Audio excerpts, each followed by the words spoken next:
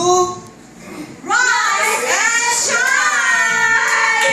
Okay, para sa ating fitness for today, makakasama natin si Coach Renzi Bahar, former PBA player and athletic department head of Diliman Preparatory School, para maturuan naman tayo ng iba't ibang exercises. At syempre, makakasama din natin no other than ang ating kaibigan na si DJ De Leon. Hello, Yes. good morning. Yes, Yes. and joining us today are the kids from the basketball team ng Diliman Preparatory School.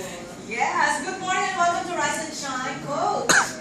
Ayan, pakilala muna natin yung ating mga kids ngayon.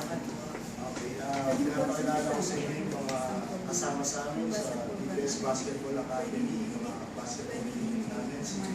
My son, si Carlos, Carlos.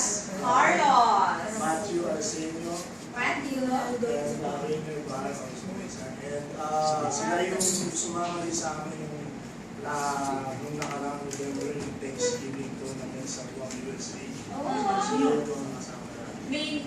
Parang nag-compete sila sa Nag-compete sila sa Magaling ano kasi na-model sila sa sports, di ba?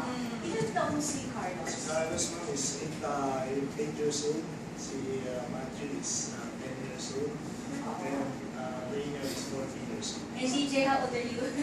Secret? But yes, it is very good that they started at a young age. Di ba? So ilan taon sila nag-start? Tinuruan ko sila ma'am at the age of 6, 7 years Wow. old. Very young. Okay. Yun yung ipopromote ko rin later kasi ito sa basketball academy namin. At a young age, sinisimulan na natin sila. Yeah. Okay, simulan na natin ngayon. Sige, papatiin natin si DJ. May gusto ko papatiin, DJ.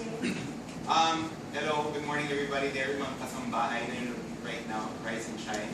Thank you for watching and I'm so glad to be here. Yes. It's always fun to be here on Rise and Shine with you guys. Yes. Okay. Partner, no, bago natin umpisahan ang ating exercise, alamin muna natin ang magiging lagay ng panahon sa buong maghapon mula po yan kay Ray Pelayo. Ray, rise and shine!